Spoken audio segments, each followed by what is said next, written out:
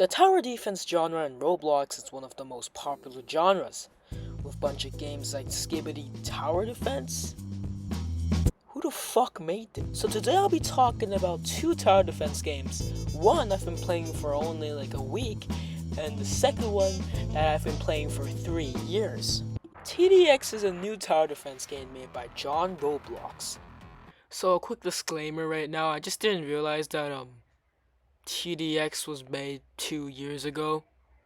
Don't ask me how I didn't know that. I guess I didn't check. But yeah. And honestly, for my first impressions, this game is not bad at all. This game has really satisfying sound effects for some reason, and amazing animations, I gotta say. But there is one problem with the game I have. It's grindiness. Now, if you're just starting out on the game, there are like tons of quests you can do that would just give you like so much money that you can already buy 2 towers after playing for like 2 days for only like 2 hours straight.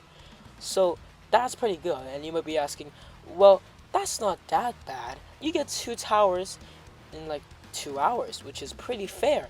But the problem I have with TDX is after you finish those easy quests, now it just gets to the grindy hard quest. Instead of the grindy hard quests that will probably take you a few hours to complete, I think they should make some quests that require you to try different towers and new strategies, showing the player, oh, this game actually has a lot of content inside, other than the towers and the maps. I didn't know there were this many strategies. Whoa!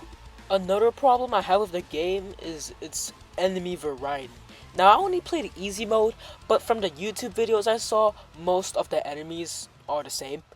Like, you got the fast guy, you got the tanky guy, you got the armor guy, you got the guy that destroys towers. Honestly, not having enemy variety is not that bad, as there are tons of maps and different difficulties to play, so I honestly think it's okay. But it is nice, maybe like in different maps, maybe in different maps you will see new enemy varieties, maybe from, oh, in this map you might see like this enemy, but on that map you might see that enemy, which will add to the charm a little of the game. By the way, I just checked, most of the achievements are like, kill 10,000 enemies, reach level 54, kill the boss 2 trillion times. Like, god damn, bro.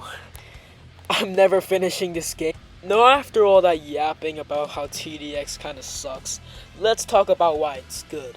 Now, there are a lot of towers in this game, and all the towers are kinda different in their own way. Except for there are 2 frost towers, which is fine, I guess. But all the towers in the game are kind of unique. We have Warship, this big ass ship. It's like the biggest tower in the game, bigger than the entire map. But sadly, it takes like way too long to get. We also have Artillery Cannon or something. Really cool tower. Basically more from BTD6. I really like the design and everything, so yeah. The Barracks Tower, which is basically the Summoner Tower of the game, also is really cool. I really like the RPG. I don't know why, it's so satisfying. And the Railgunner upgrade shreds the boss like crazy.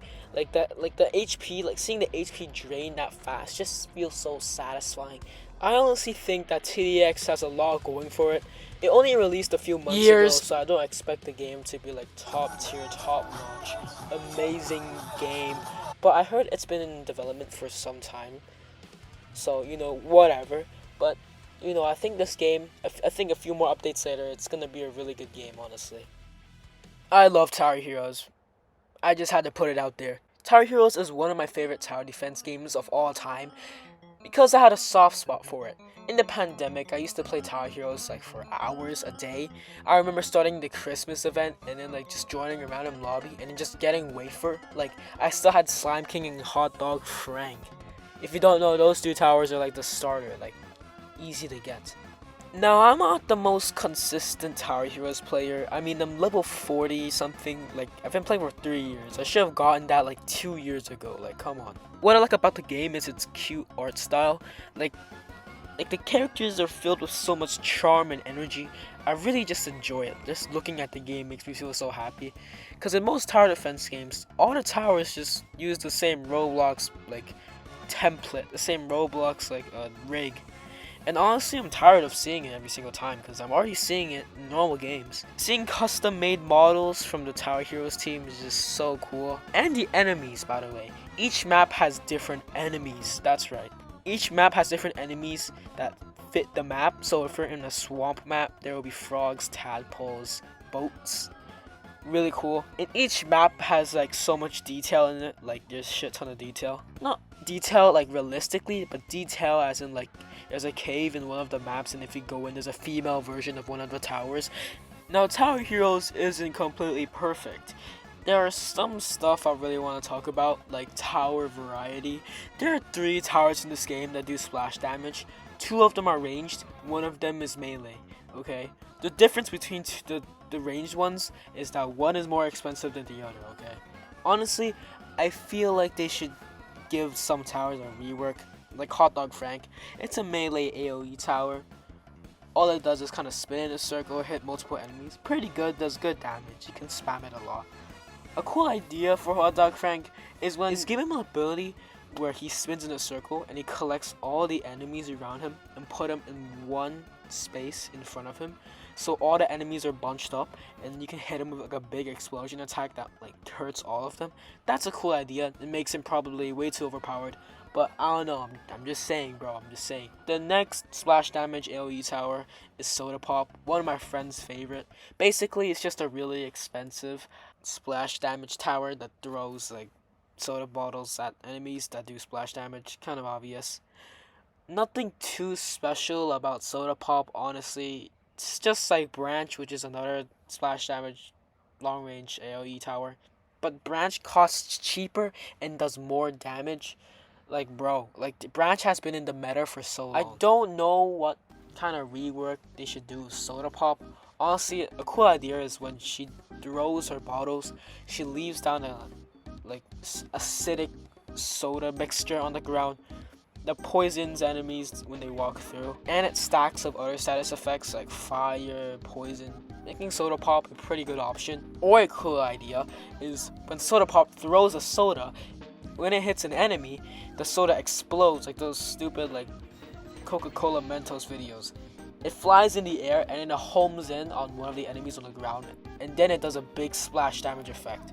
Tower Heroes also has the problem of having kind of boring achievements. Now these achievements aren't like kill a shit ton of enemies. These achievements are kind of like beat this map. Like that's it, that's the entire achievement. Not the worst thing, because you get cool skins, and the skins look really good in this game. I mean, some of the skins look really good, but you know, most skins look pretty good, you know.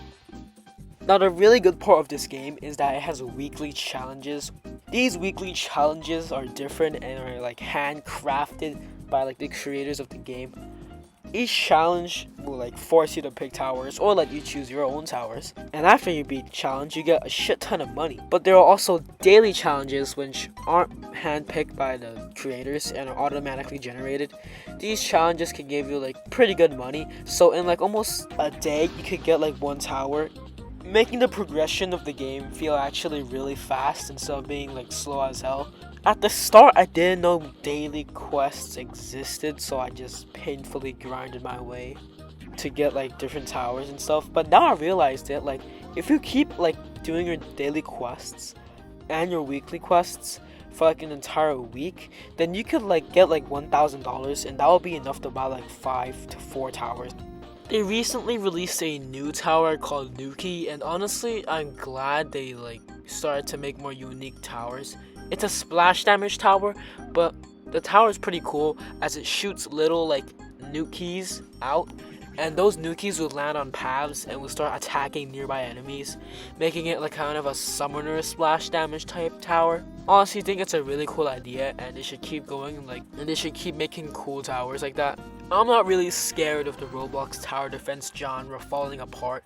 We have amazing games already, and with a few tweaks in here and there, honestly these games could be really amazing and probably change Roblox. There are some like dumbass games, but you know, what's Roblox without some dumbass games, am I right guys?